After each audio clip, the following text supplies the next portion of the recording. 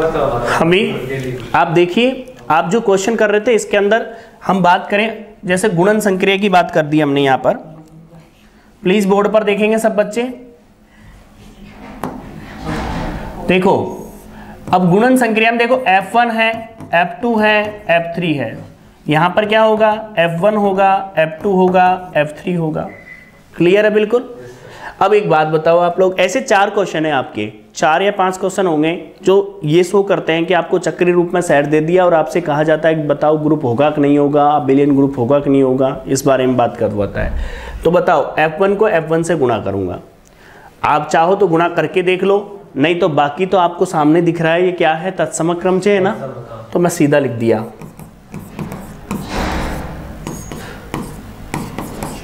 अब एक मान निकाल लूँ बस, केवल इसमें एक ही मान निकालना है ना मेरे को। देखो ये मान निकालूं तो क्या करूंगा, F2 को गुणा करूंगा किससे? F2 से। तो F2 क्या है? A B C B C A A B C B C A, यही है ना। सब बच्चे देखेंगे F2 को गुणा F2 से किया तो B C A दिख रहा होगा आप लोगों को। इसको देख के लिखो, B के नीचे C है, C के नीचे A है और A के नीचे B है।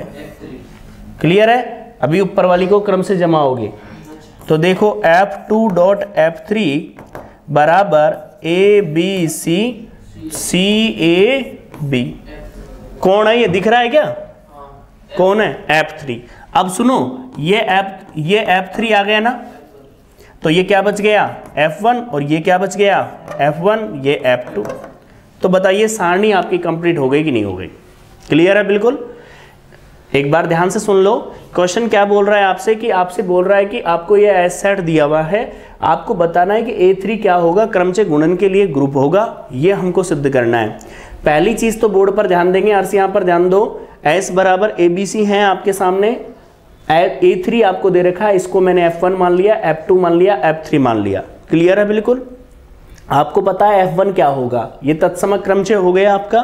तत्सम क्रमचय होता है तो किसी एक अवयव से अपन शो कर सकते हैं उसमें, तो क्या हो गया? ABC, तो A का A पर, B का B पर और C का C पर। क्लियर है बिल्कुल। अब सुनिए, इधर A B C की बात करूं, ये चक्र है अपना, तो F2 इसे खोला तो क्या है, ये वाले डिजिट तो बिल्कुल सेम रहेगा ये तो, फिर A के बाद B है और B के बाद C है और C के बाद क्या है? A है। इधर आ जाइए, उसमें पढ़ेंगे चलने के लिए, नीचे वाली जो लाइन है परिसर को भरने के लिए उसमें चलना पड़ता है चक्र में। अब सुनो ABC, तो आप लोग सभी ध्यान देंगे, A के नीचे C, C के नीचे B और B के नीचे A। क्लियर है बिल्कुल। अब सारणी बनाओगे तो क्या करोगे आप? F1 तो तत्सम क्रमचय दिख रहा है, चाहे तो आप मल्टीप्लाई करके देख सकते हो कि तत्सम क्रमचय दिख रहा है तो है कि नहीं है, तो वही अवयव आएगा। जब तत्सम क्रमचय तो आपको तो पता होता है कि किसी अवयव से संक्रिया कराने पर क्या मिलता है? अवयव मिलता है। हमने आइडिया से बताया क्योंकि पहले दिख रहा है हमको पता है ये खुद का खुद पे होता है, वो क्या होता है? तत्सम क्रमचय होता है। मैंने सीधा सारणी बना दिया, जो नहीं था उसके लिए मल्टीप्लाई कर दिया, मल्टीप्लाई करना आपको आता है। अब करना क्या होता है ग्रुप में अभी तो ये मैंने कैलकुलेशन की, ग्रुप में क्या बताना है हमको? ग्रुप बताना है। तो ग्रुप के लिए सबसे पहले क्या बताना है आपको? समवृत्तता बतानी है। बताइए, क्लोजर प्रॉपर्टी बतानी है ना। क्लोजर प्रॉपर्टी बिल्कुल इजी होती है कि दो अवयव ले, अभी आपने देखा होगा फॉर ऑल F1 और F2 दो अवयव लिए मैंने, किसके लिए दो अवयव? A3 के। समझ रहे हो ना बच्चों? पूरा एज इट इज BSc में जब आप क्वेश्चन सोल्व करते हो तो जैसे सोल्व करते हो वैसे मैं बता रहा हूं आपको। एग्जाम के लिए आप जैसा कंप्लीट सोल्व करोगे उसी टाइप से बता रहा हूं, क्योंकि जब भी कोई नई चीज होती है तो उसका एक पैटर्न पूरा आपका कंप्लीट होना चाहिए सेकंड ग्रेड के अंदर, ध्यान रखना। उसके बाद जरूर आप इस जो पूछा जाए उसके लॉजिक के हिसाब से चल सकते हो। ठीक है भाई, चलें। तो ये BSc के हिसाब से जैसा क्वेश्चन है करना है एग्जाम में वैसे है। देखिए F1 को F2 से गुणा करें तो क्या आ रहा है? F3 तो यही तो आया था इसी का तो अवयव। यहां पर ध्यान दोगे आप, क्या लिखोगे? साहचर्यता। बताओ साहचर्यता के लिए कितने अवयव लोगे? F1 F2 F3 belongs to किस में है? A3 में। बच्चों यहां देखो, पहले F1 को गुणा किससे किया?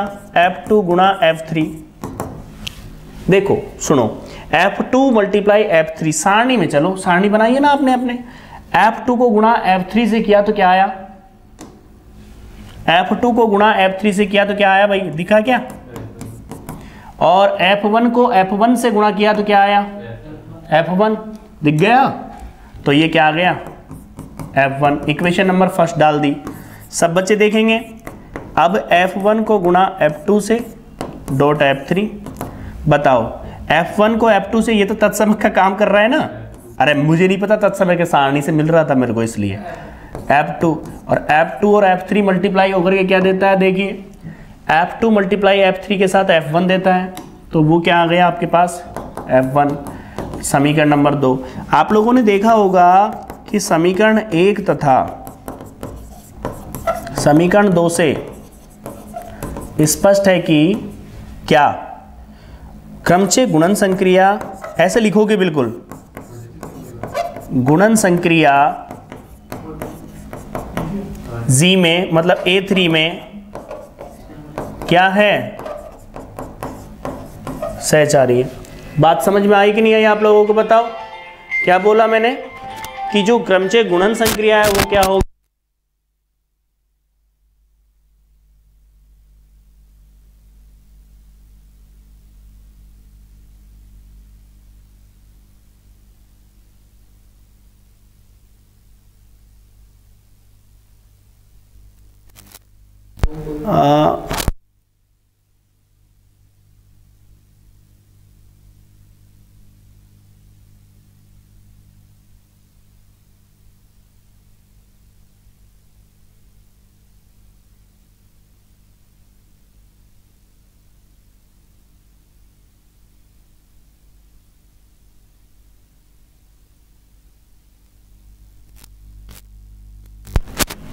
देखिए भाई थोड़ा सा डिस्टर्बेंस हो गया था भाई। थर्ड पॉइंट क्या देखोगे, तत्समक। तो देखिए बच्चों, तत्समक अवयव का अस्तित्व है। एक बात मैं बता देता हूं बच्चों, यहां ध्यान देंगे, जो बच्चा बीएससी बीएड कर रहा है वो प्रण ले ले कि मुझे गवर्नमेंट जॉब लगना है, तभी तो बीएड में पैसा वेस्ट किया तुम लोगों ने। जिन्होंने बीएड कर लिया वो भी ध्यान रखें, क्योंकि मैं अभी आपको बता दूं, पहले एक क्वेश्चन हो जाने दो, उसके बाद बात करता हूं मैं इसके बारे में। तत्समक अवयव का अस्तित्व है। कभी भी सारणी आप बना लेते हो तो ये बात ध्यान रखा करो कि जो तत्समक लिखा जाता है डायरेक्ट सारणी से देख सकते हो आप। सारणी में ऐसा न ऐसा कोई अवयव जरूर दिखाई देता है कि जिसकी किसी भी अवयव से संक्रिया करवाएं कोई इफेक्ट नहीं पड़ता।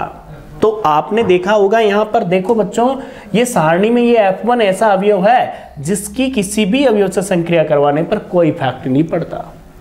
तो इसका मतलब सारणी से स्पष्ट है, ऐसे लिखेंगे एग्जाम में ऑप्शन वाली क्वेश्चनों में नहीं। सारणी से स्पष्ट है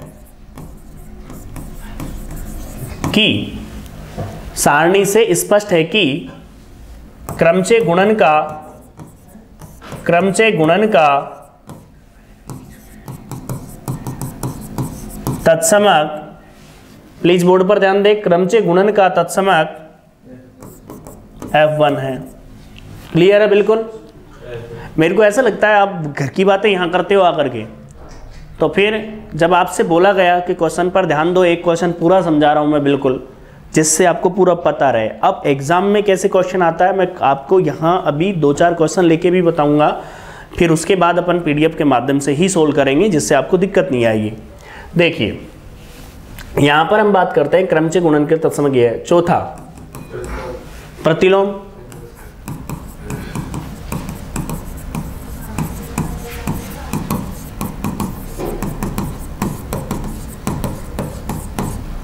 प्रतिलोम अवयव के अस्तित्व की बात करूं मैं, तो प्रतिलोम अवयव के लिए क्या होता है आप जानते हो। सारणी जब बना ली तो कोई दिक्कत ही नहीं है आपको। सारणी से स्पष्ट है कि F1, F2 तथा F3 के प्रतिलोम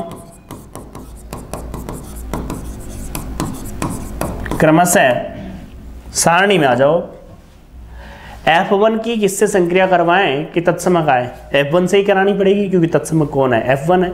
भाई मैंने एक बात बताई थी, आप याद कीजिए कि जब किसी अवयव की उसके प्रतिलोम से संक्रिया करवाई जाती है तो तत्समक प्राप्त होता है। तो सारणी में देखो कि जैसे F1 है तो F1 से किसकी संक्रिया करवाई जाए कि क्या मिले, तत्समक, तो F1 से ही करवानी पड़ेगी आप लोगों को।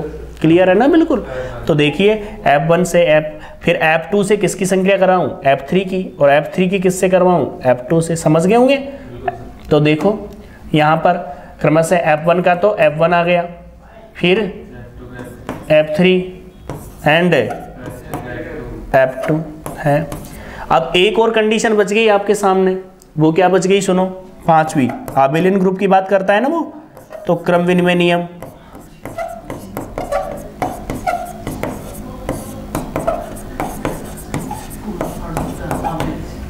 क्रम विनिमय नियम में क्या होता है सुन लो ध्यान से। फोर ऑल, दो अवयव ले लिया F1 और F2 बिलोंग्स टू किस में है, A3 में। F1 को गुणा F2 से कर लो, चाहे F2 को गुणा F1 से कर लो, कोई फर्क नहीं पड़ता। अब आपके सामने ये जो ग्रुप आया वो क्या, मतलब ये जो सेट था A3 जो आपका क्या बन गया, आबेलियन ग्रुप बन गया। तो जब भी किसी क्वेश्चन के लिए ये कहा जाता है, ये परम्यूटेशन का क्वेश्चन था लेकिन पूछ क्या लिया इसने कि ग्रुप, समझ रहे हो मेरी बात को। तो फिर ग्रुप के लिए वही पांचों कंडीशन होनी चाहिए, क्लोजर, एसोसिएटिव, आइडेंटिटी और एन इनवर्स।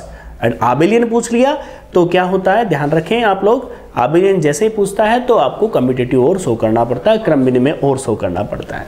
बात समझ में आ गई होगी मेरे हिसाब से।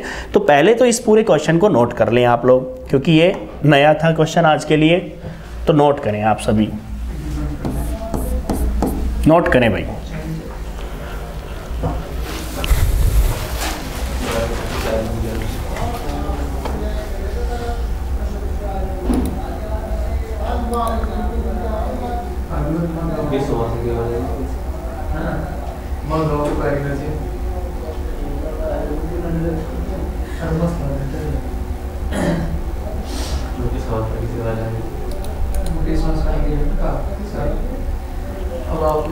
बातें क्यों कर रहे हो?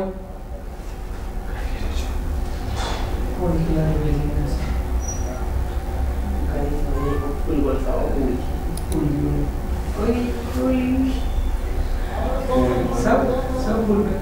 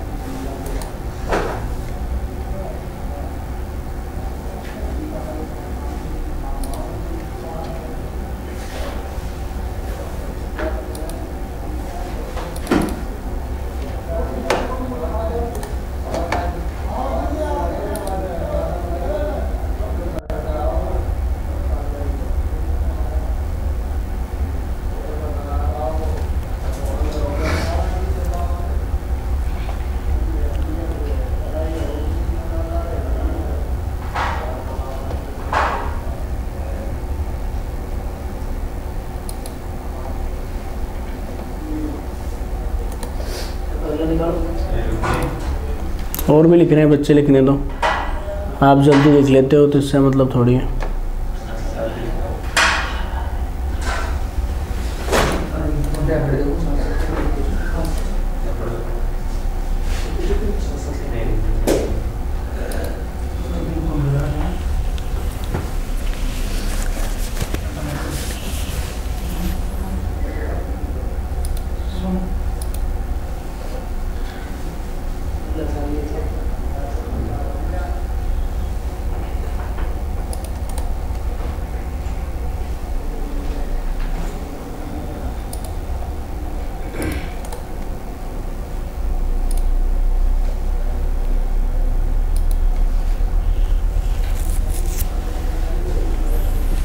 देखो भाई, नेक्स्ट पेज पर चलते हैं।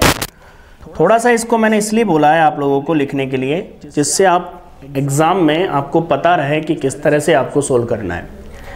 अब क्वेश्चन का क्या पैटर्न है वो हम बात करेंगे, थोड़ा सा आज ध्यान रखेंगे। कुछ क्वेश्चन मैंने लिए थे, उन क्वेश्चनों के जो आए हुए क्वेश्चनों की बात करेंगे अपन।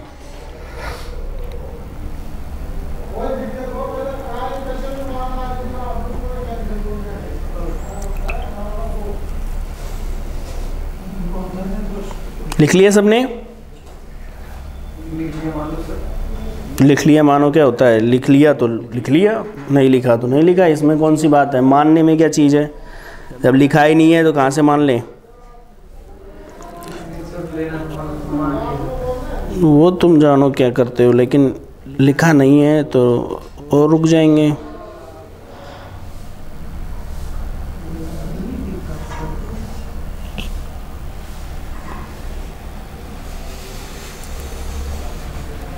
देखो कुछ क्वेश्चन सोल्व करेंगे इसके बाद अपन, जिससे आपको थोड़ा आइडिया लगे किस तरह से क्वेश्चन पूछे जा रहे हैं। कर लिया नोट सबने? तो करो, पूरा कंप्लीट नोट करो इस क्वेश्चन को।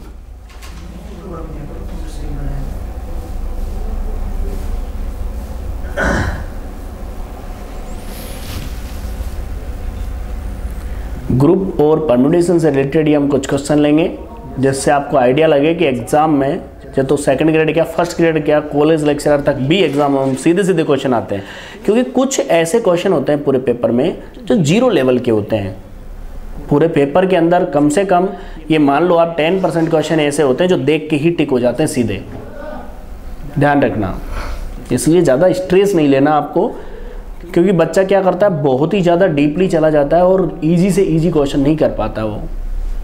तो थोड़ा विशेष रूप से ध्यान दें, क्योंकि जब कठिन क्वेश्चन थोड़ा सा 1-2 स्टेप आगे बढ़ता है तो काफ़ी इजी बन जाता है। और एक फिर अलग लेवल होता है, एडवांस लेवल होता है, तो वो अलग चीज़ है। ये तो 1-2 साल से पेपर में थोड़ा सा लेवल बढ़ा दिया सेकंड ग्रेड के अंदर, बाकी नहीं तो आप देख सकते हो ग्रेजुएशन का जो भी पार्ट है, पिछले जो भी पेपर आए हुए हैं, सीधे सीधे क्वेश्चन उठते हैं, 1% भी नहीं घुमाते उन क्वेश्चनों को। हाँ, क्वेश्चन जो घूमता है वो किसका घुमाते हैं यहाँ पर? 11-12 का। जो 11-12 का क्वेश्चन है वो सीधे सीधे बहुत कम पूछते हैं, जबकि ग्रेजुएशन का आपको सीधा मिलेगा, बिल्कुल रिजल्ट मिलेगा सीधा, बुक में मिलाओ एज इट इज रिजल्ट ही होता है, बस टिक करना होता है। जैसे कॉम्प्लेक्स की बात करें अपन तो सीधा पूछ लिया जाता है कि बताइए CR इक्वेशन क्या होगी। अब CR इक्वेशन आपको पता है, यदि याद है तो आप सीधा टिक कर दोगे। आपको पता होना चाहिए CR इक्वेशन क्या होगी। समझ में आ रही बात आपको? वो दिखाई नहीं दे रहा आपको? उधर बैठ के बोलने से कोई फायदा नहीं ना, दिखाई दे ही नहीं रहा मैं। तो जो CR इक्वेशन है, यदि वो आपको पता है तो सीधा टिक कर दोगे, नहीं पता है तो कहाँ से टिक करोगे? तो ये ऑप्शन है इसमें सबसे बड़ी, सीधा ये 3 इक्वेशन जैसे CR इक्वेशन है, CR इक्वेशन का पोलर फॉर्म है, ये सारी चीज़ें ऐसी है सीधे सीधे क्वेश्चन पूछता है। होमोजीनियस फंक्शन में जैसे ऑयलर प्रमेय है, इससे रिलेटेड क्वेश्चन पूछा जाता है। डिफरेंशियल इक्वेशन है, तो पहले सारी की सारी चीज़ें अपन 0 लेवल पर ऐसे तैयार करेंगे जिससे हमें एडवांस पढ़ने में दिक्कत नहीं आएगी। तो पहले तो पूरा का पूरा ग्रेजुएशन हमारा किस लेवल पर रहेगा? 0 लेवल पर रहेगा। 11-12 नहीं रहेगा, क्योंकि 11-12 के अंदर थोड़ा एडवांस चलना पड़ेगा अपन को शुरू से ही।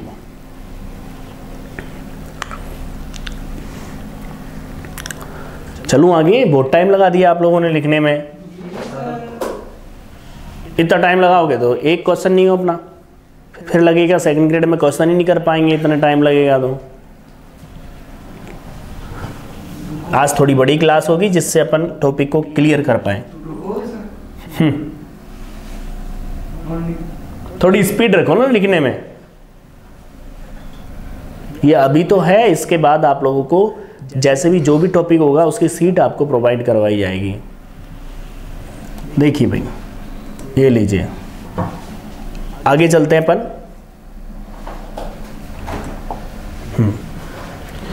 हाँ भाई, सब बच्चे ध्यान दीजिए प्लीज़, बोर्ड पर ध्यान दीजिए। एक क्वेश्चन लेते हैं, RPSC में आया हुआ है।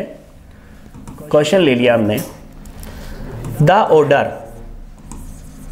पूरा ध्यान बोर्ड पे रखना बच्चों, the order of permutation, the order of permutation, रो बराबर आपको दे दिया 1 2 3 4 5 6 7 8 9, प्लीज बोर्ड पर ध्यान देंगे, 7 8 9 6 4 5 2 3 1, ये आपको क्वेश्चन दे दिया इज, आपको ऑप्शन दे दिए गए, जैसे 3 है, दूसरा ऑप्शन दे दिया गया कितना, जैसे इसका 9, तीसरा ऑप्शन दे दिया गया, ये है आपका 6, चौथा ऑप्शन दे दिया गया कितना 4, और ये पूछा गया था आरपीएससी फर्स्ट ग्रेड में, आरपीएससी फर्स्ट ग्रेड एग्जाम के अंदर पूछा गया था बच्चों। देखिए भाई आप लोग, मैं आपसे एक बात कहता हूं, बोर्ड पर ध्यान देंगे कि the order of permutation, simple सा क्वेश्चन है, आप बताइए, कोई जटिल क्वेश्चन नहीं है, आप बताओ, जो तो फर्स्ट ग्रेड के अंदर पूछा गया ये क्वेश्चन, आप समझ सकते हो इस बात को, कितना इंपॉर्टेंट क्वेश्चन बन गया। तो परम्यूटेशन का यदि हम बात करें किसकी, कोटि की, डिग्री की, तो एक तो ऑप्शन मैंने आपको बताया बच्चों, बिल्कुल सिंपल, क्या बताया ध्यान देंगे, आपको बताया मैंने कि f की पावर n इक्वल टू आई हो जाता है, और जो n होता है वो क्या होता है आपका, छोटे से क्या, छोटा धनात्मक पूर्णांक। समझ में आई कि नहीं आई बात आपको, मतलब f की पावर n इक्वल टू आई होता है, और n उसकी क्या होती है, कोटि। तो हम इतनी बार मल्टीप्लाई करें इसको कि क्या आ जाए आपका, तत्सम क्रमचय आ जाए, तो क्या बन जाता है, उसकी कोटि बन जाती, नहीं बन जाती, बताइए भाई। हाँ भाई क्लियर है। अब लेकिन इसको मल्टीप्लाई करने में तो बहुत टाइम लग जाएगा, आपके पास टाइम ही नहीं है इतना, तो आप सिंपल तरीके से एक काम कीजिए, फिर वो क्या कीजिए, इसका चक्रीय रूप लिख लीजिए, रो का चक्रीय रूप। क्लियर है बिल्कुल, बोर्ड पर ध्यान देंगे सब बच्चे। रो का चक्रीय रूप क्या होगा, रो बराबर 1 7 7 2 2 8 8 3 3 9 9 1, खत्म।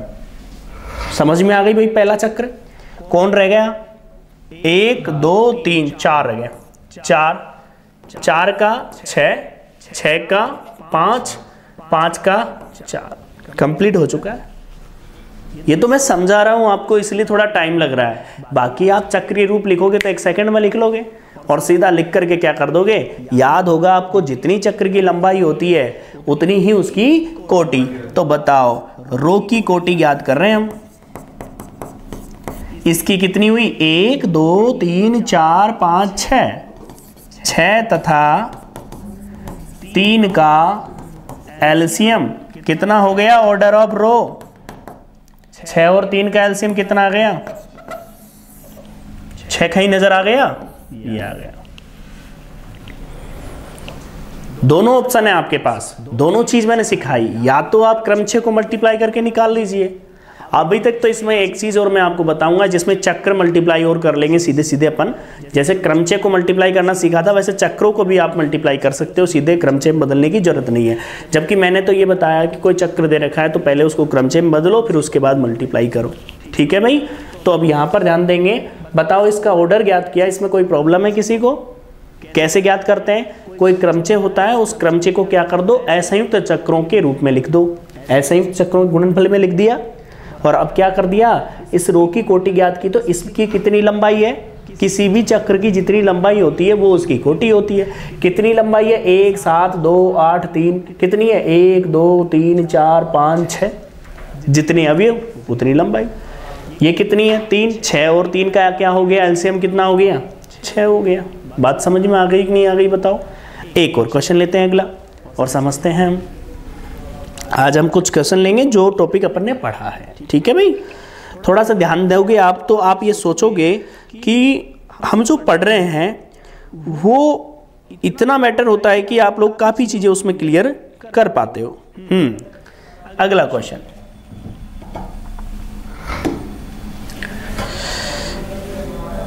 यदि अगला क्वेश्चन देखिए, यदि G एक अनंत चक्रीय ग्रुप है, अनंत चक्रीय ग्रुप है, पूरा ध्यान देना बोर्ड पर, तो G यथार्थ रखता है। प्लीज बोर्ड पर देखिए, ध्यान देंगे आप लोग। यथार्थ रखता है, पहला ऑप्शन सुनिए ध्यान से, 1 जनरेटर,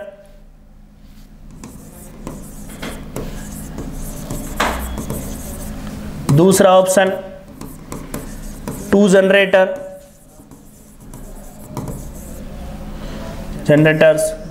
तीसरा ऑप्शन प्लीज इनफाइनाइट, चौथा ऑप्शन नो जनरेटर। प्लीज बात नहीं, समझने की कोशिश करो बच्चों, यहां पर ध्यान दो। आप लोगों ने एक बात नहीं देखी कि G एक अनंत चक्रीय ग्रुप है। G क्या है आपका? अनंत चक्रीय ग्रुप है। तो आप लोग नोट करो पहले वो कितने जनक रखता है। मैंने एक बात बोली आपको, याद कीजिए, आप लोगों ने देखा हो तो। आप लोगों ने देखा होगा, मैंने एक प्रमेय पढ़ाई थी, उस प्रमेय का स्टेटमेंट ये बोला था कि कोई भी अपरिमित चक्रीय ग्रुप है तो उसके 2 और केवल 2 ही जनक होते हैं। मैंने लिखाया, मैंने रिजल्ट लिखाया था कि अपरिमित चक्रीय ग्रुप के 2 और केवल 2 ही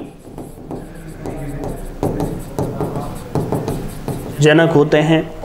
एक बात बताइए आप लोग, मैंने एग्जाम्पल भी दिया था, याद करो, Z, प्लस का, इसके कौन जनक है पता है? 1 और -1 कहा था ना आपसे।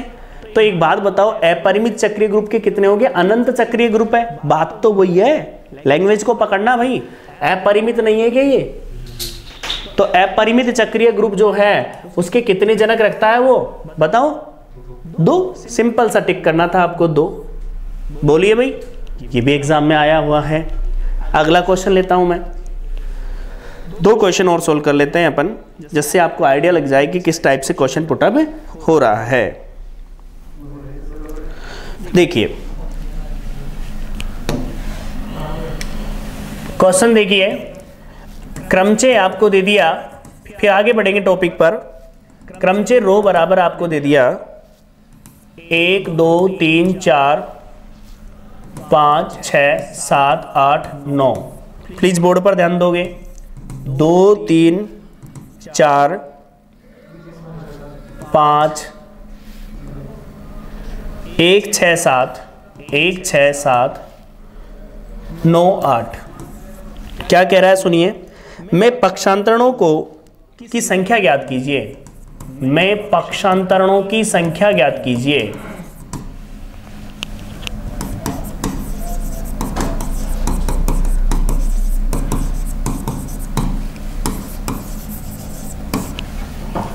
बोर्ड पर ध्यान देंगे सब बच्चे, क्लियर है?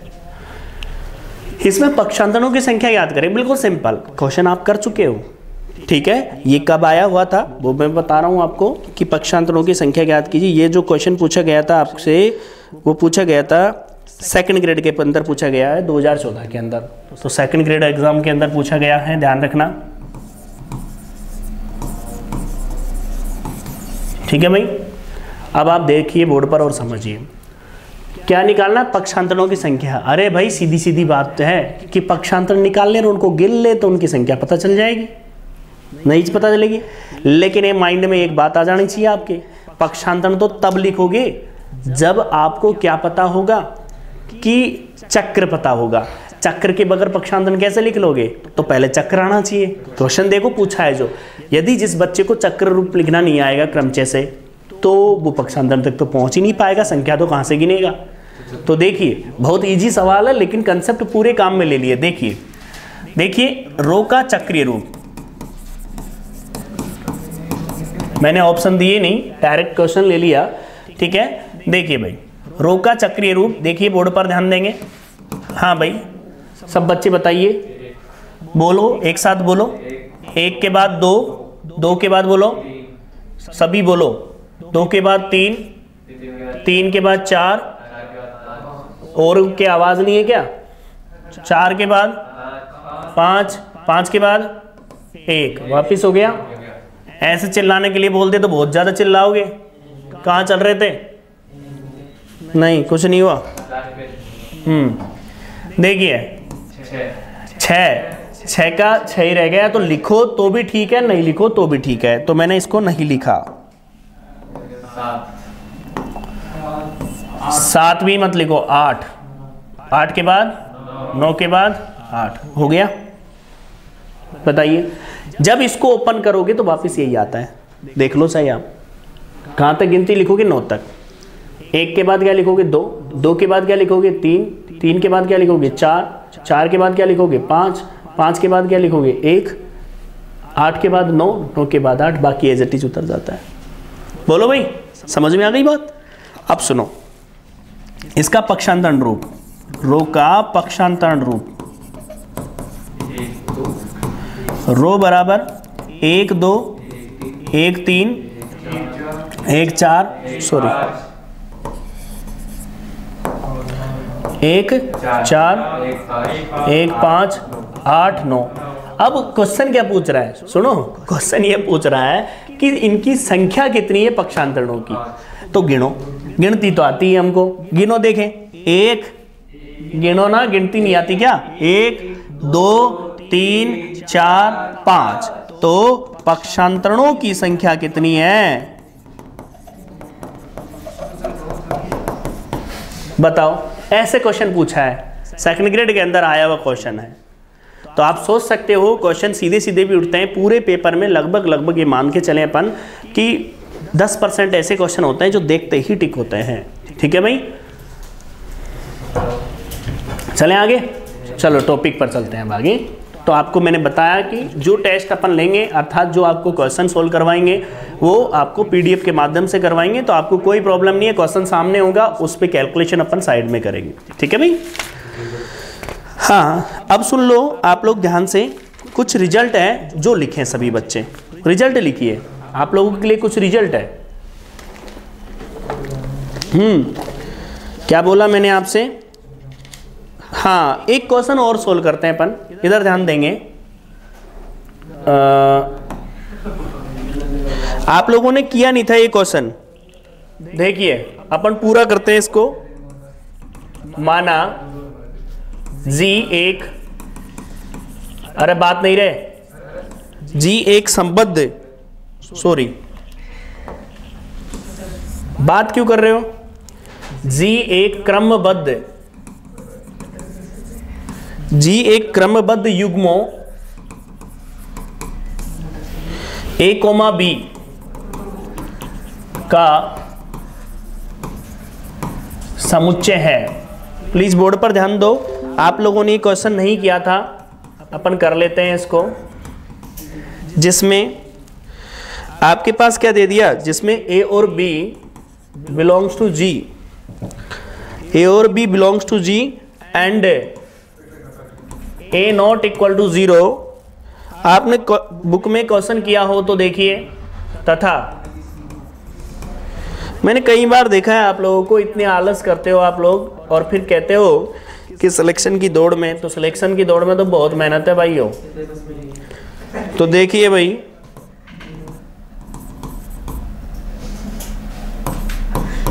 बी प्लस बी सी प्लस डी,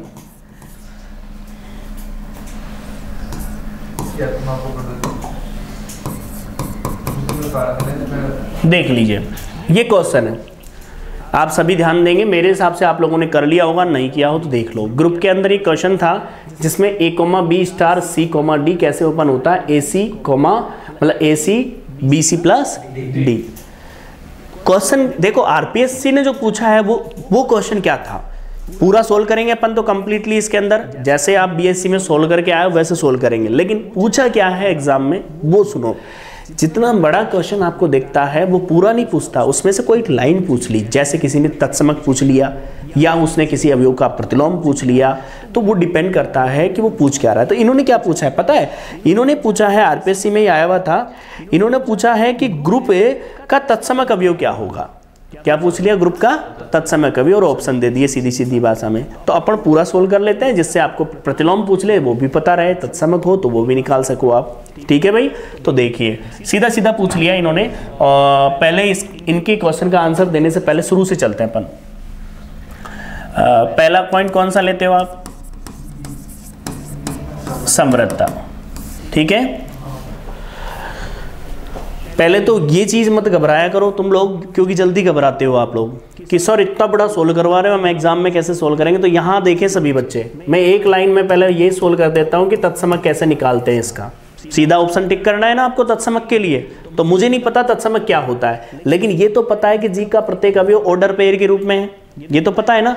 मतलब यहाँ लिख देता हूं मैं, जी क्या है, यहां लिख देता हूं जी क्या है, जी ऐसे अवयव है a, b के रूप में। समझ रहे मेरी बात को, a, b का मतलब हो गया कि प्रत्येक अवयव कैसा होगा, ऑर्डर पेयर के रूप में होगा, क्रमित युग्म के रूप में। ठीक है भाई, देखिए इधर ध्यान देंगे, मुझे नहीं पता होता तत्समक में क्या हो, एक लाइन सोल्व करेंगे और आंसर आ जाएगा आपका। देखिए बच्चों, मुझे नहीं पता तत्समक क्या है, मैंने a, b को अवयव ले लिया, उसकी संक्रिया किसके साथ करवा दी, x, y के। आप जानते हो a, b ही देगा। मैं बता चुका हूं पहले आपको, क्या बता चुका हूं, याद करो आपके दिमाग में कि जैसा सेट का व्यवहार होगा वैसे ही प्रत्येक अवयव होंगे, पहली बात तो। दूसरी बात ये बता चुका हूं कि जब किसी अवयव की हम तत्समक से संक्रिया करवाते हैं तो अवयव ही प्राप्त होता है। तो ध्यान देंगे आप लोग, यहाँ पर ये तत्समक माना है तो अवयव ये होगा तो यही मिलेगा। अब ये कैसे खुलेगा, अभी ऊपर दे रखा है ax, bx प्लस y, इसमें किसी को आपत्ति है क्या भाई, है क्या आपत्ति बताओ। अब आपको पता है ये मैंने नहीं खोला, यहां पर संक्रिया डिफाइन है AC BC plus D, clear है बिल्कुल। अब कुछ नहीं करना है, कंपेयर कर लो आपस में, ax बराबर तो a आ गया, तो इंप्लाइज x बराबर 1 आ गया, bx प्लस y बराबर b। आप जानते हो x बराबर 1 रखूंगा तो y बराबर क्या आ गया, 0। इसका मतलब क्या आ गया तत्समक इसका 1, 0। तो ऑप्शन में दे दिया 0, 1, 1, 0 एंड 0, 0, या इनमें से कोई नहीं। सिंपल सी बात है, कोई से भी ऑप्शन दे सकता है वो। तो बात समझ में आई कैसे पूछता है क्वेश्चन। बच्चा सोचता है कि भाई इतने बड़े बड़े क्वेश्चन है, ऑब्जेक्टिव टाइप क्वेश्चन कैसे पूछे जाएंगे, तो वो ऐसे पूछे जाते हैं, क्वेश्चन में से कोई एक वैल्यू पूछ लेता है। जैसे कोई मान दे दिया और आपसे कह दिया गया है कि उसका प्रतिलोम ज्ञात करो, तो जैसा सेट दे रखा वैसे कि वैसे आपका व्यवहार शो करेगा। बात समझ में आ गई। अब इसको अपन पूरा सोल्व कर लेते हैं। समझ में आ गई होगी मैंने जो बोला, ऑप्शन को तो हम इस तरह से टिक कर देंगे। देखिए अब आ जाते हैं समृद्धता में। क्या क्या करते हैं हम जानते हैं, पहली बात तो सुन लो ध्यान से, नहीं जानते हो तो चलो ठीक है लिख लेता हूं। a, b and c, d belongs to किस में है, g में। इधर ध्यान देंगे a, b star c, d बराबर कैसे ओपन होगा, ac bc प्लस d। बोलो भाई, बोलो ना प्लीज। अतः कैसे लिखोगे, अतः संक्रिया G में क्या है, समवृत्त है। एक बात मैं आपसे कह देता हूं, यदि किसी के अंदर पहले से जो संक्रिया है वो डिफाइन दे दी तो आप सीधा ही लिख दो कि वो क्लोजर है, क्योंकि कई एग्जाम्पलों में आपने देखा होगा डायरेक्ट साचर्यता से स्टार्ट करता है वो, समृद्धता चेक ही नहीं करता वो। समझ रहे हो मेरी बात को।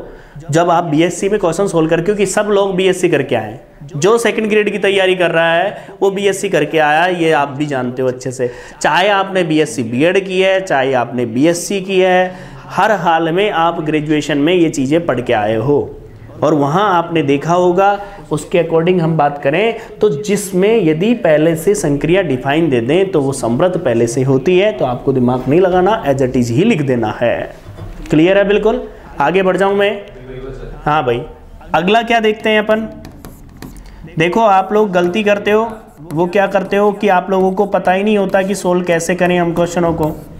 साचरिता, अब साचरिता के लिए बताओ बच्चों कितने अवयव लेने पड़ेंगे आपको, बी सी कॉमा डी और एक और ले लो ई कॉमा एफ, बिलोंग्स टू किस में है, जी में। अब आप जानते हो इसके लिए क्या करोगे, प्लीज यहां देखो ए कॉमा बी, ठीक है, क्या कर रहे हो बताओ, स्टार संक्रिया। फिर इसमें क्या आएगा, सी कोमा डी और स्टार संक्रिया ई कोमा एफ। बोलो। देखो बच्चों मैं बार बार कह रहा हूं आप लोगों से, क्योंकि आप लोगों का जितना ध्यान बोर्ड पे होगा उतना सही रहेगा। क्वेश्चन आप लोगों के लिए चल रहा है, आप लोगों को कई बार ऐसा लगता है कि हाँ हमें सब कुछ आता है लेकिन नहीं आता, तो इसलिए बोर्ड पर ध्यान दो सभी। बताओ ये कैसे ओपन होगा, जैसी संक्रिया वैसे ओपन होगा। ये तो बाहर रह गया, अब बोला कोई तो पिटेगा, ध्यान रखना। C e d e plus f, समझ रहे होंगे आप लोग। मैंने नहीं बोला यहाँ पर, मैंने ये बोला यहाँ पर, ध्यान रखना कि ये मझले ब्रैकेट के अवयव गुणा हुए, ठीक। अब इसको और इसको मल्टीप्लाई करना है, मतलब स्टार संक्रिया अप्लाई करनी है, तो कैसे अप्लाई होगी देखो। ए सी ई, फिर क्या लिखूंगा, बी मल्टीप्लाई में किसके, डी ई प्लस एफ के, और क्या जुड़ेगा भाई, plus d e plus f. समझ गए क्या आप लोग, पहले ये बात बताओ, ध्यान से सुनो। ये एक एलिमेंट है, इससे गुणा होगा तो ए सी ई आ गया, फिर ये इससे गुणा होगा और फिर प्लस में ये आएगा, तो देखो क्या आ गया, a c e b d e plus b f plus d e और प्लस एफ। तो जब दूसरे को सोल्व करोगे ना तो वो भी ऐसा ही आएगा, तो सीधा सीधा हम लिख देंगे इसी प्रकार क्या हो गया, इसी प्रकार a comma b star c comma d and star e comma f, वो भी क्या आएगा, यही आ जाएगा। बी के साथ तो ये आएगा, बताओ कहाँ पे, इसमें हाँ रुक जाओ, पहले रुक जाओ, इस पर आ जाओ, ये सही है आपका, ठीक है। इसका मल्टीप्लाई इसके साथ करेंगे संक्रिया के अकॉर्डिंग, तो ए सी ई, फिर बी को मल्टीप्लाई करेंगे इस पूरे से, बी को मल्टीप्लाई किससे किया, बी सी, गलत कर दिया, बिल्कुल गलत लिख दिया अपन ने, गलत लिख दिया थोड़ा सा।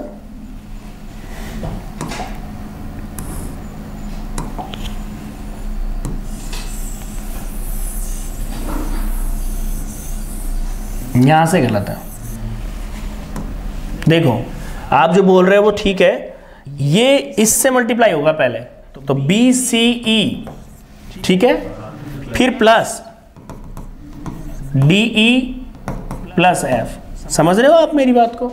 अब ऐसे ही दूसरे को सोल्व किया तो इसी प्रकार हम शो कर सकते हैं, इसी प्रकार हम प्रदर्शित कर सकते हैं। तो क्या हो गया, संक्रिया क्या हो गई,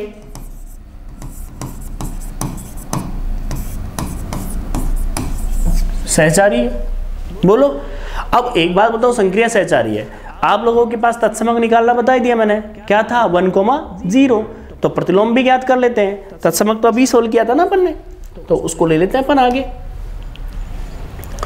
तीसरे पॉइंट पर क्या देखेंगे हम, तत्समक अवयव देखेंगे ना, तो थर्ड पॉइंट पर हम देखेंगे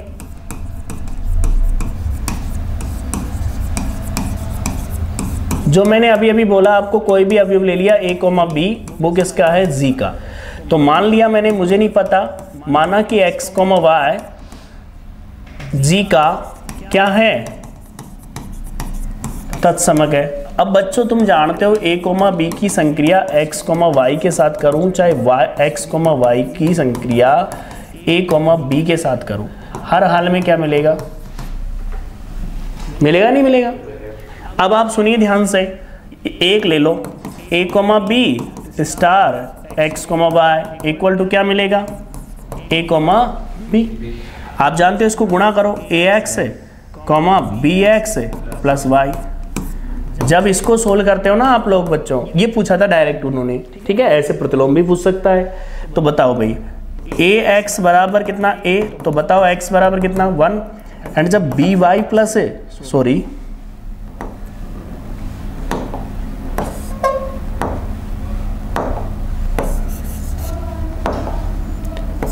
बी एक्स प्लस वाई बराबर बी एक्स की वैल्यू इसमें पुट कर दो, तो बी वाई बराबर क्या आ गया 0।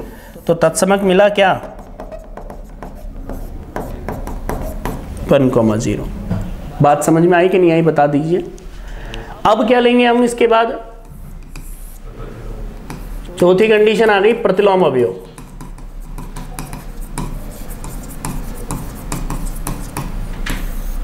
अब प्रतिलोम अवयव हो सकता है कोई से भी अवयव का पूछ सकता है वो प्रतिलोम अवयव, रट के मत चलो, कंसेप्ट समझ के चलो। कई बार कहा जाता है आप लोगों से कि किसी अवयव का प्रतिलोम ज्ञात कीजिए, अब आपको वो पता ही नहीं है ज्ञात कैसे करना है, तो ज़्यादा जटिल नहीं है। मान लो जैसे मैंने माना ए कॉमा बी का प्रतिलोम कुछ मान लो अल्फा कॉमा बीटा है, बोलो अवयव है इसका, ए कॉमा बी किसका अवयव है, क्लियर है बिल्कुल। यहां ध्यान दे, हर्ष यहां ध्यान दे भाई।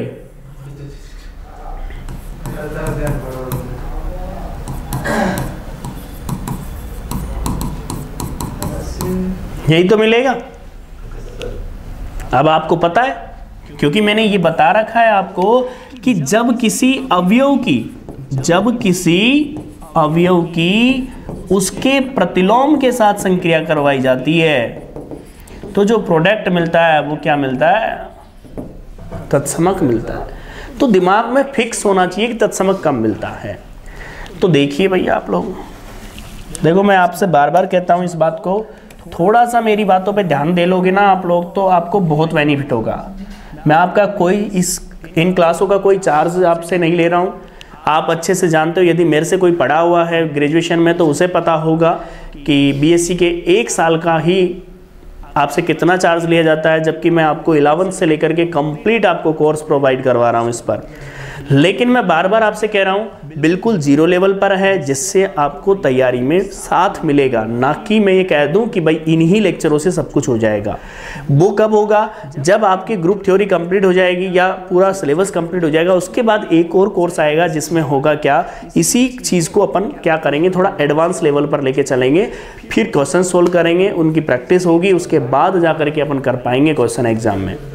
देखिए भाई बताइए बच्चों, इसको कैसे लिखोगे, ए अल्फा इसका गुणा इसके साथ, इसका गुणा इसके साथ, देखो इधर देखो, बोलो भाई किसी ने ए कोमा बी दे दिया और आपसे कह दिया कि प्रतिलोम ज्ञात करो और 4 ऑप्शन दे दिए, तो सीधा यही लाइन सोल्व करनी है अपन को, ठीक है ना। तो ये जो जितने भी संक्रिया वाले क्वेश्चन दे रखे हैं ना बच्चों, वो सारे के सारे क्वेश्चन ऐसे नहीं पूछेंगे, पूरे नहीं पूछेंगे, वो क्या करेंगे, कोई सा भी पॉइंट पूछ लेंगे एक और ऑप्शन दे देंगे सीधा सीधा।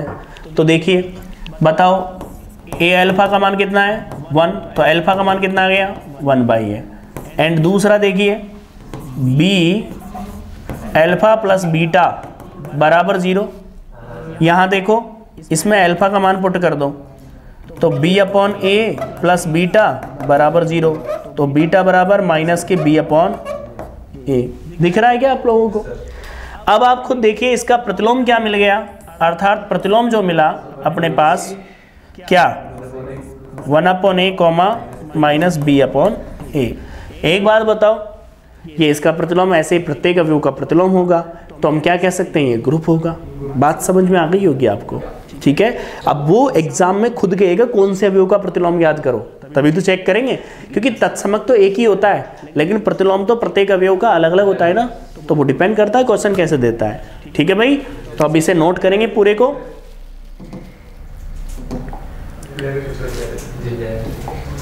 बातें नहीं करनी, इसे नोट कीजिए, पूरे को नोट कीजिए। कल 2 दिन की अपनी जो क्लास नहीं हुई थी उसको पूरी करेंगे आज। मैंने कुछ बोला आपसे? 2 दिन की जो क्लासें नहीं हुई थी उन सबको आज कंप्लीट करेंगे, जिससे आप लोग पीछे ना रहें।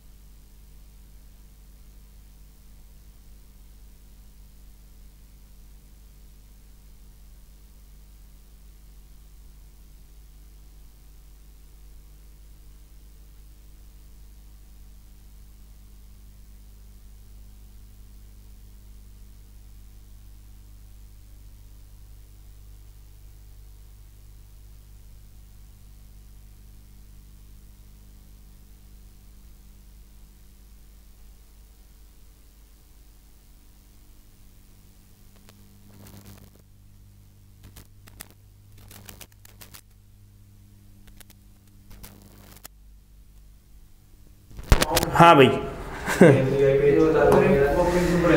देखिए भाई कुछ रिजल्ट देखिए और रिजल्ट के बारे में अपन समझते हैं, ठीक है। हाँ भाई बात ही नहीं करना, कुछ क्वेश्चन और सोल्व कर लेते हैं आप लोगों के सामने।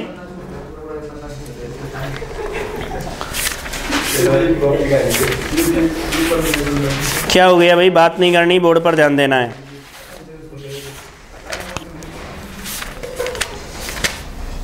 एक क्वेश्चन देखिए प्लीज, बोर्ड पर ध्यान दीजिए। यदि a not equal to e, important result है ये सब, मैं प्रूफ भी कराऊंगा आपको जिससे याद हो जाए।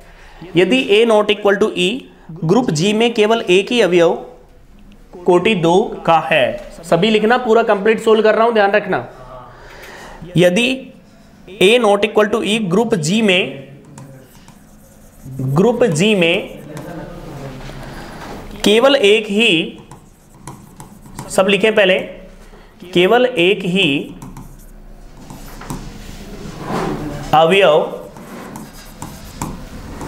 2 कोटि का है, तो सिद्ध कीजिए कि ax बराबर x है।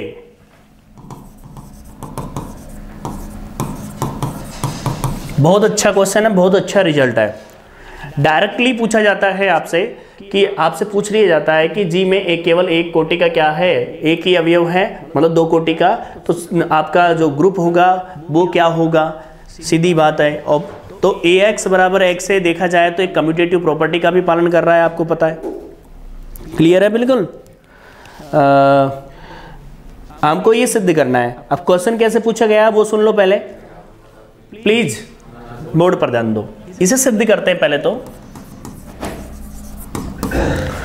इसमें पता हो तो 3 क्वेश्चन ऐसे हैं जो डायरेक्टली रिजल्ट में पूछे जा रहे हैं। पहला ये वाला, दूसरा यदि a² बराबर e दे रखा हो तो g एक आबेलियन होता है, एक चौथा यहाँ पर तीसरा क्या कि यदि खुद का प्रतिलोम खुद के बराबर है, अवयव का, किसी ग्रुप के अवयव का प्रतिलोम स्वयं के ही बराबर है, तो वो क्या होता है आपका, वो भी आबेलियन होता है, ठीक है ना। तो इन रिजल्टों के बारे में अपन डिस्कशन करते हैं अभी।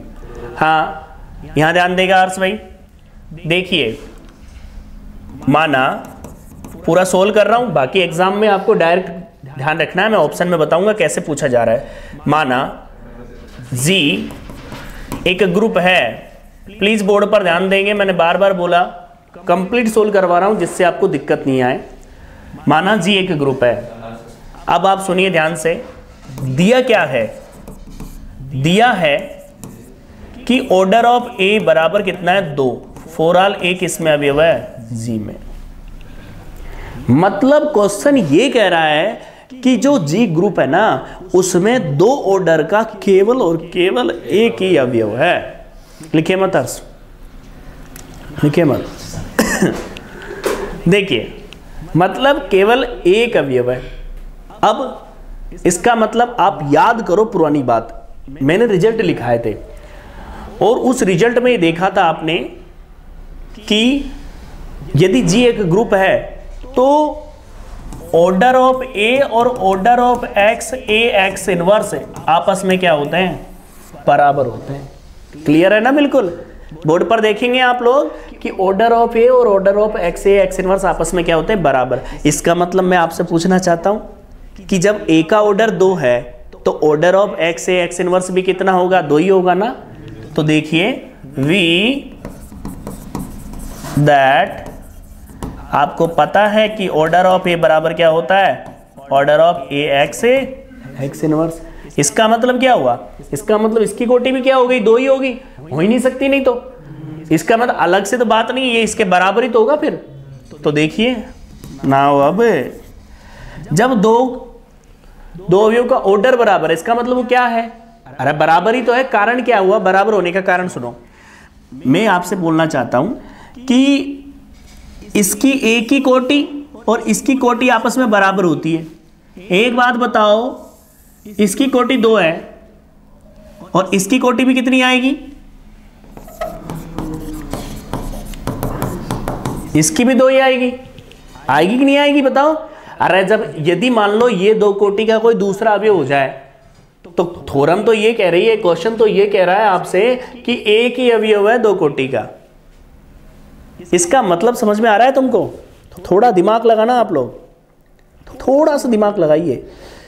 यदि एक अवयव दो कोटि का है तो ऑर्डर ऑफ एक्स इनवर्स की कोटि भी कितनी होगी? दो होगी।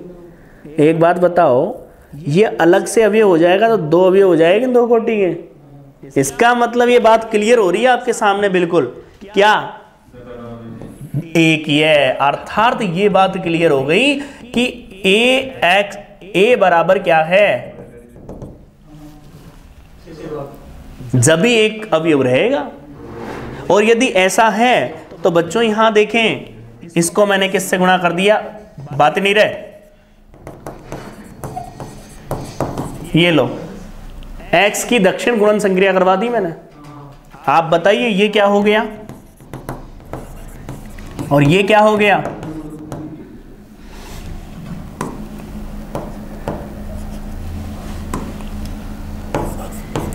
मैंने बताया था, याद करो, कि जब किसी अवयव की उसके प्रतिलोम से संक्रिया कराते हैं तो क्या मिलता है? तत्समक। तो बताइए ये क्या देगा? तत्समक देगा ना। और तत्समक ax के साथ, मतलब xa के साथ मल्टीप्लाई होकर के क्या दे देगा वापस? xa। तो बताओ ax किसके बराबर आ गया? यही तो सिद्ध करवा रहा था वो। देखिए आप लोग, क्लियर है? तो पहले इसे नोट करें, फिर हम देखेंगे क्वेश्चन कैसे पूछा गया था इससे रिलेटेड। छापिए, क्या बोल रहा है भाई?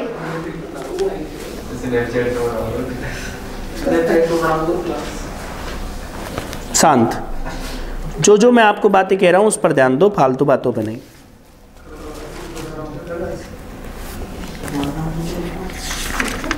अब जो एग्जाम में पूछा गया उस क्वेश्चन के बारे में बात करेंगे, उससे पहले इनके रिजल्ट के बारे में बात करेंगे अपन।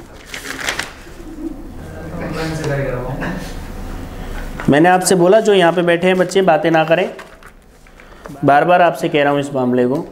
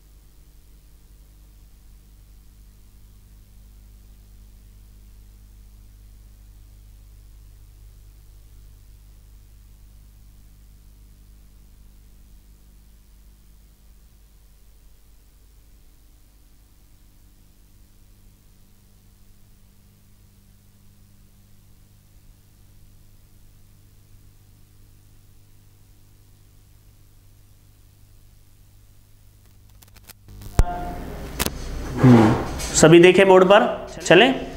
देखिए, यदि किसी ग्रुप जी का प्रत्येक अवयव स्वयं का प्रतिलोम है, मतलब कोई ग्रुप है और उस ग्रुप में खुद का प्रतिलोम खुद ही है, मतलब जैसे ए का प्रतिलोम क्या है, ए इनवर्स है ना, वो स्वयं के ही बराबर है। तो सुनो, देखिए, माना सिद्ध कर रहे हैं हम, सोल्व कर रहे हैं इसको, प्लीज बोर्ड पर ध्यान देंगे।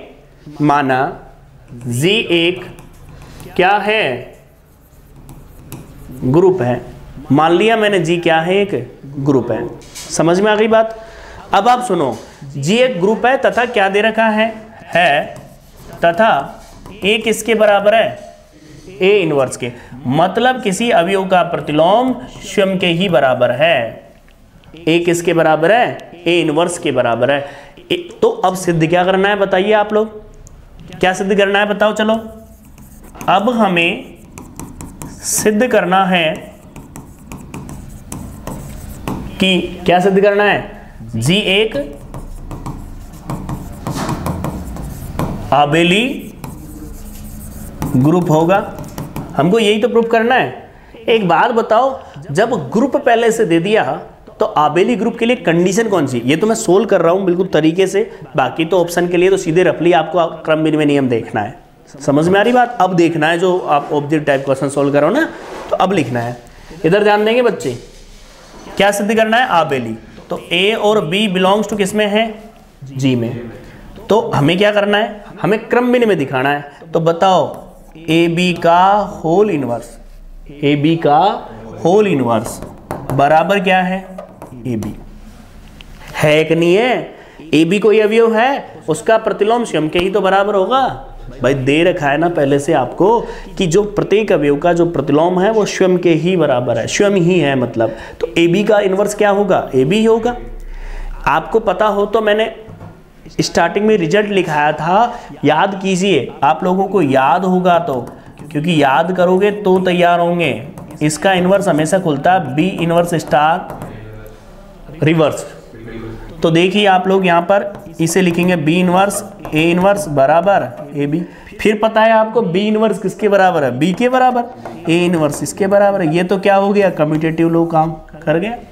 अब जब ऑप्शन सोल्व करोगे ना, आपको ये कुछ नहीं लिखना, आपको डायरेक्ट ये करना है, अवयव लेना, देखना है कि है कि नहीं, बस 2 लाइन चेक की, पता चल गया।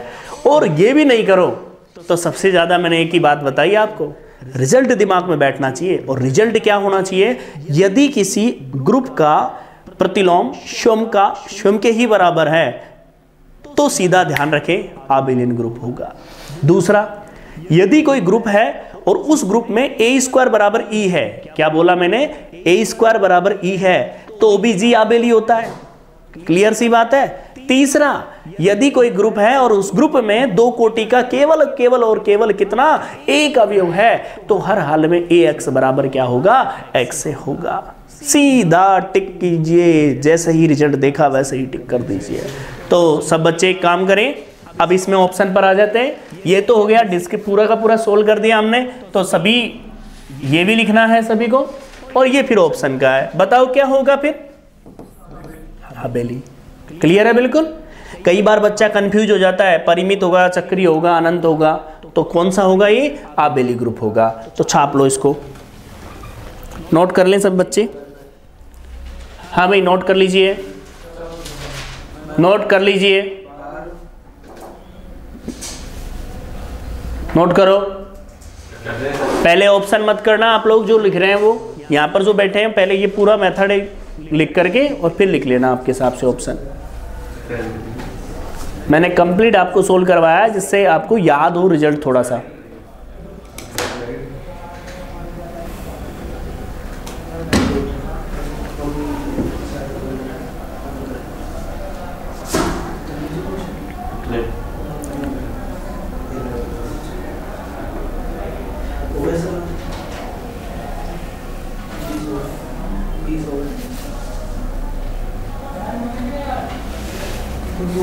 एक क्वेश्चन और सोल्व कराएंगे बस आज, जिससे आपको रिजल्ट पता रहे। रिजल्ट के रूप में लिखाऊंगा उसे, जिससे आपको दिक्कत नहीं आए।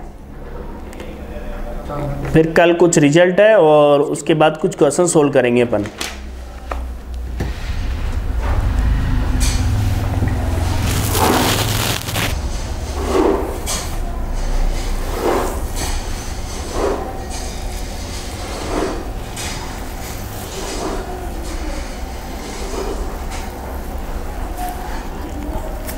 चलो तो ऐसा करते हैं, अब कल अपन आगे के क्वेश्चन कल करते हैं। आपकी जिन बच्चों ने, जो बच्चे नए हैं वो पहले के लेक्चर लेकर के क्वेश्चन करें। अभी अपन केवल और केवल मैंने आपको बताया, मैं एक एक चीज़ आपको एक्सप्लेन कर रहा हूँ, किस हिसाब से क्वेश्चन पूछा जा रहा है, उसका सॉल्यूशन कैसे निकालोगे, वो सारी चीज़ें फिर धीरे धीरे सॉर्ट करते चले जाएंगे अपन। ठीक है भाई। और हो सकता है कि और भी सब्जेक्ट आपके इस क्लासेस के साथ ऐड किया जाए। ठीक है भाई, तो आप लोग ध्यान दें।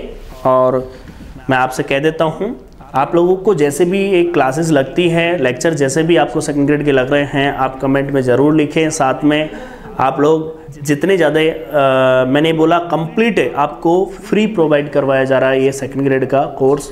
इसमें कोई चार्ज आपसे नहीं लिया जा रहा। कुछ बच्चे ऐसे होते हैं जो नहीं फीस पे कर सकते, तो उन बच्चों के लिए भी बेनिफिट है। जिन बच्चों ने कोर्स ले रखा है उनके लिए बेनिफिट ये है कि वो यदि उनका बेसिक क्लियर नहीं है तो वो जिस भी कोचिंग में बैठते हैं वहाँ पर थोड़ा सा लेवल के हिसाब से क्वेश्चन करवाते हैं, तो आप कई जगह डाउट में रहते हैं।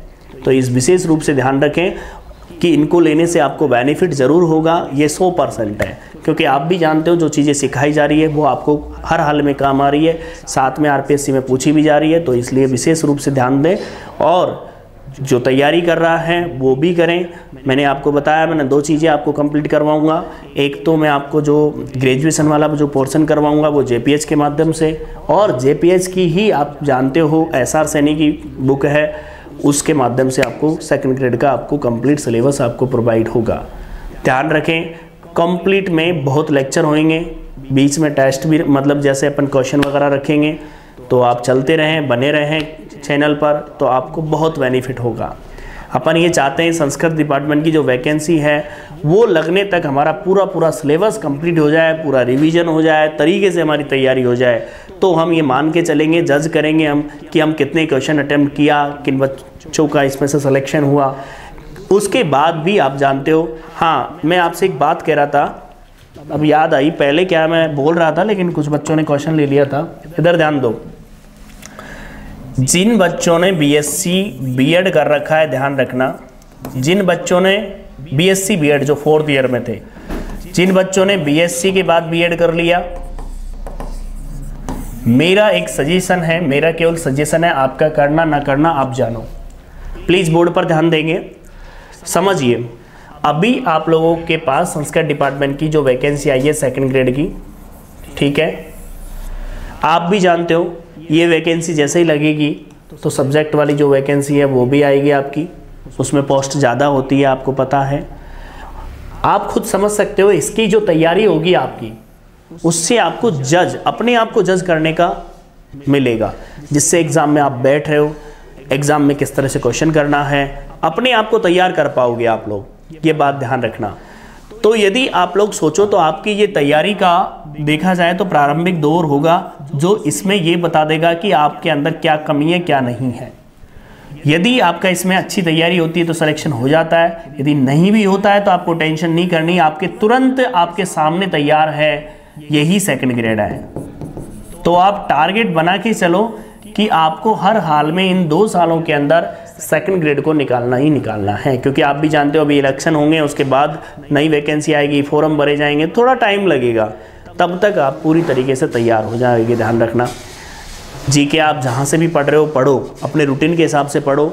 सब्जेक्ट मैंने बोला आपको 101% कंप्लीट करवाऊँगा, तो आप लोग ज़रूर कंप्लीट करें और पढ़ें। और मैंने आपसे बोला है जितने ज़्यादा आप लोगों का सपोर्ट रहेगा उतने ही ज़्यादा आपको तरीके से कंप्लीट होता चला जाएगा, और मुझे भी मोटिवेशन मिलेगा, क्योंकि मुझे मोटिवेशन तब मिलता है जैसे मैं लाइव लेता हूँ तो सामने मिलता है। अब मोटिवेशन कब मिलेगा? जब आप लोगों का सपोर्ट होगा। ठीक है भाई, तो आज के लिए इतना ही है। आपको अच्छा लगता है सब्सक्राइब करें, लाइक करें। ठीक है भाई, थैंक यू।